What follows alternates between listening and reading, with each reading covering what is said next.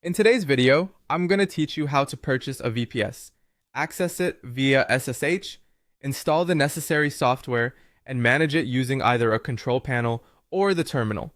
If you're new to running your own server or just brushing up on the essential steps, you're in the right place. Let's dive in, shall we? First, let's start with purchasing a VPS. VPS stands for Virtual Private Server, and it's a type of hosting that gives you dedicated resources on a server with multiple users. It's an excellent choice if you're running a website that needs more resources than a shared hosting plan can offer. To purchase a VPS, you'll want to start by researching and selecting a reliable VPS provider. Once you've chosen your provider, pick a plan that suits your needs in terms of CPU, RAM, storage, and bandwidth. Consider your current requirements and potential growth.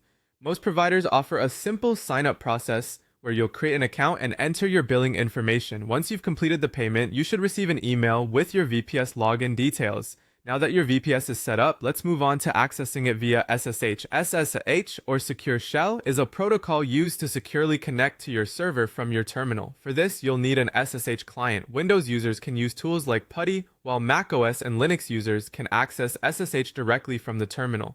Using your SSH client, enter your VPS IP address and the username provided by your host, usually root, unless specified otherwise. When prompted, enter the password from your setup email. If it's your first time connecting, you may receive a warning about an unknown host. This is normal, so just accept it and proceed with entering your password. Now you're securely logged into your VPS.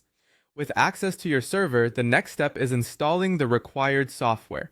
Typically, you might want a LAMP stack, short for Linux, Apache, MySQL, and PHP, or software like WordPress, depending on your needs. For installing LAMP, you'll first update your package manager. On a typical Linux server, you can run sudo apt update followed by sudo apt upgrade. Then you proceed by installing Apache with a simple sudo apt install Apache 2. Next, it's time to install MySQL by entering sudo apt install MySQL server. Once it's installed, run MySQL secure installation to configure MySQL securely. Finally, install PHP with sudo apt install php libapache 2 mod php mysql.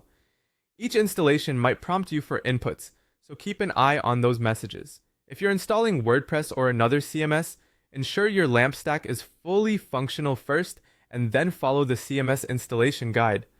Once your software is installed, you'll want to manage your VPS. Depending on your comfort level, you can use a server control panel like cPanel or Webmin, which offers a user-friendly interface for managing your server features. Alternatively, if you're comfortable with command lines, managing your VPS directly via the terminal provides you more control and flexibility. Debugging issues or optimizing performance might be easier with direct terminal commands as you gain more Linux expertise. And there you have it. You've successfully set up and started managing your own VPS. Getting comfortable with managing your VPS takes time, but with practice, it opens up a whole new level of flexibility and power for your projects. Thanks for watching, and I hope this guide helps you on your VPS adventure.